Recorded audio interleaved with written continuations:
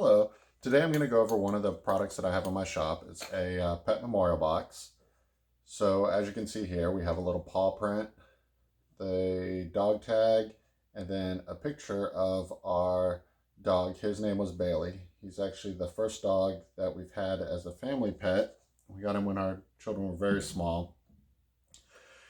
One of the things I loved about this dog is it kept my sleep schedule regular. So every night around 8:30, wherever I was in the house, he'd come downstairs and he'd find me and he would just stare at me until I was ready to go to bed. And if I didn't go to bed right away, he laid down by my feet and just patiently waited for what I view was his favorite time of day, which was going upstairs to his dog bed and just kind of chilling and relaxing. So I'm going to go through these boxes a little bit. We have three different wood types. So we have the walnut wood type, then I also have cherry, and then the last type that I have is white oak.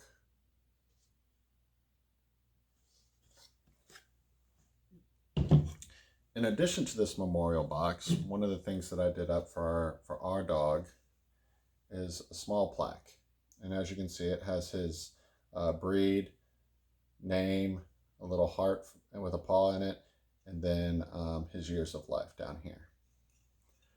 Both the memorial box and the little plaque sign that I did up sit on top of our entertainment center with one of our other dogs that passed away a couple years ago, whose name was Duke.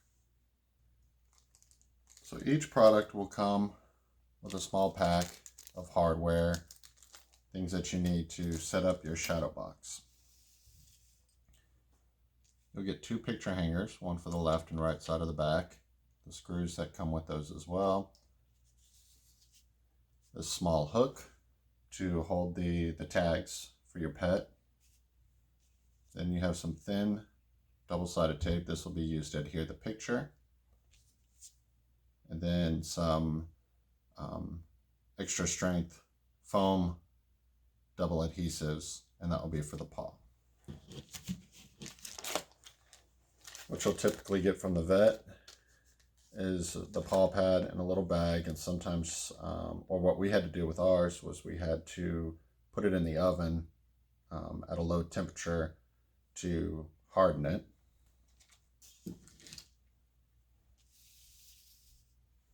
To assemble your box is going to come with 4 screws, one in each corner. You'll take your screwdriver, put it in there, remove the screws, and you flip the box over, and you're going to lift it out. I actually forgot that I still had one screw in here, so you get to see it in action.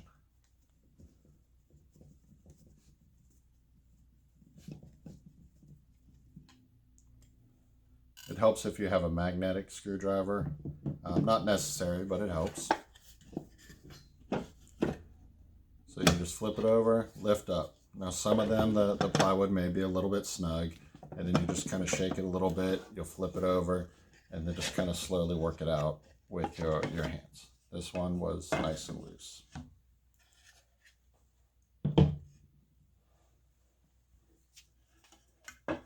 You'll notice that the divider doesn't come the whole way to the top or bottom.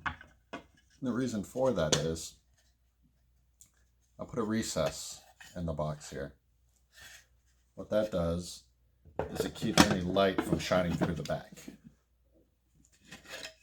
The reason you have to be aware of that is because if you place anything inside that recessed area, it's going to keep the box from closing.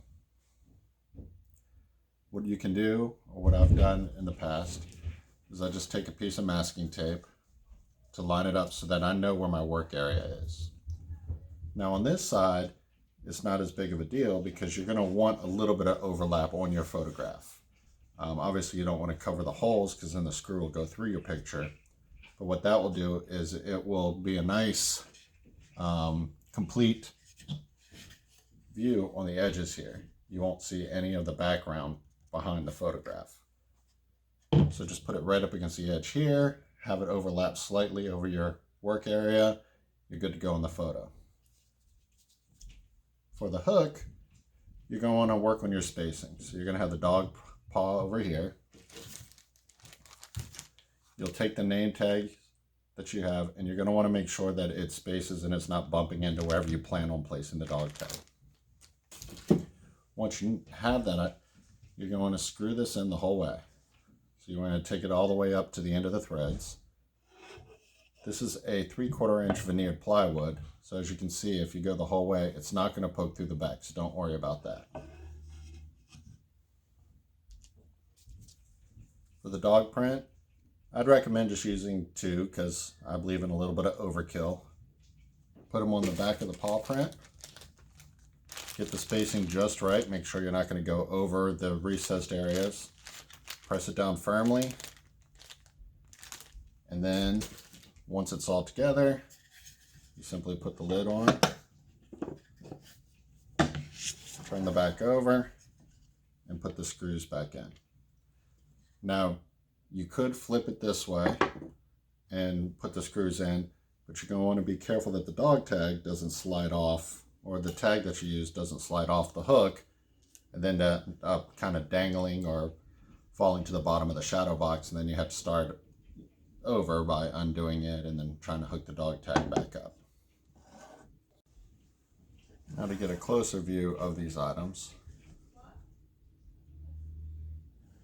just give you a little bit of a tour around them.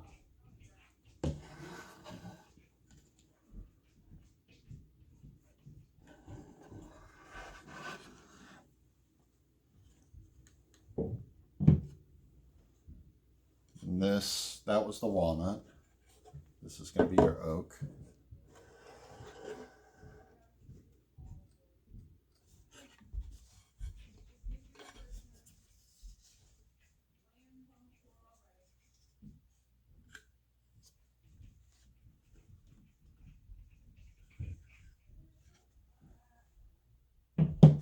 And finally, we have cherry.